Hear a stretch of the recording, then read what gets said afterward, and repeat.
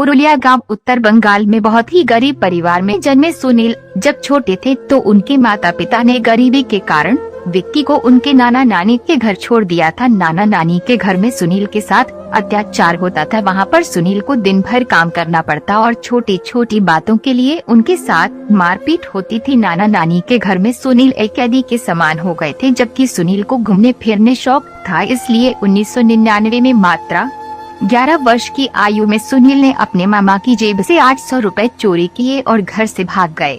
घर छोड़ने के बाद सुनील दिल्ली पहुंच गए। सुनील जब छोटे से गांव से भागकर दिल्ली रेलवे स्टेशन पहुंचे तो शहर की भीड़ भाड़ देखकर वे घबरा गए और रोने लगे। तभी उनकी मुलाकात रेलवे स्टेशन पर रहने वाले कुछ लड़कों से हुई जो वहां पर कचरा उठाने का काम करते थे। सुनील दिन भर उन लड़कों के साथ रहते और रेलवे स्टेशन से खाली बोतलें बीनकर उसमें पानी भर कर रेल के जनरल डब्बों में बेचते। रात को वे रेलवे स्टेशन पर सोते थे, लेकिन रात में जब पुलिस वाले मुआयना करने के लिए आते तो डंडा मारकर भगा देते थे।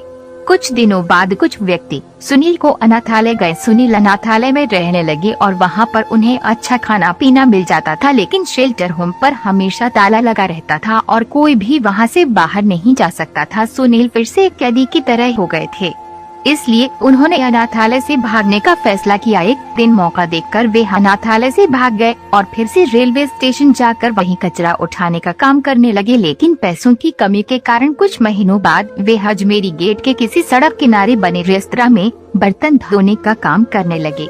यह समय सुनील के लिए सबसे मुश्किल समय था। कड़ाके की ठंड में सुनील को सुबह 5 बजे उठा दिया जाता और वे रात को 12 बजे तक ठंडे पानी से बर्तन धोते। एक बार उसी रेस्तरां में एक सज्जन व्यक्ति खाना खाने आए।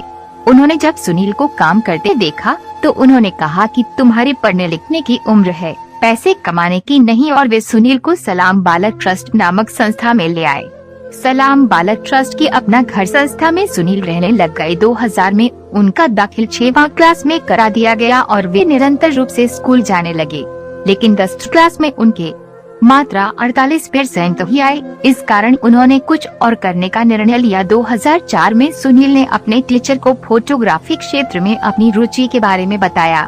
उसी समय ट्रस्ट के अंदर ही एक फोटोग्राफी वर्कशॉप का आयोजन हो रहा था, जिसके लिए ब्रिटिश फोटोग्राफर डिक्सी बेंजामिन आए हुए थे। तो टीचर ने डिक्सी बेंजामिन से सुनील का परिचय करवाया और कहा कि ये एक फोटोग्राफर बनना चाहता है। डिक्सी ने सुनील को थोड़ी बहुत फोटोग्राफी सिखाई, लेकिन सुनील को उनके साथ काम करने में परेशानी हुई क्योंकि सुनील को इंग्लिश नहीं आती थी। कुछ ही समय बाद डिक्सी वापस विदेश लौट गए। इसके बाद सुनील को दिल्ली के एक फोटोग्राफर एनी मान से सीखने का मौका मिला। एनी उन्हें 3000 रुपए तनख्वाह के रूप में और मोबाइल और बाइक के लिए पैसे देते थे। 18 साल की उम्र तक तो सुनील सलाम बालक ट्रस्ट में रहे, लेकिन इसके बाद उन्हें किराए पर मकान लेकर रहना पड़ा।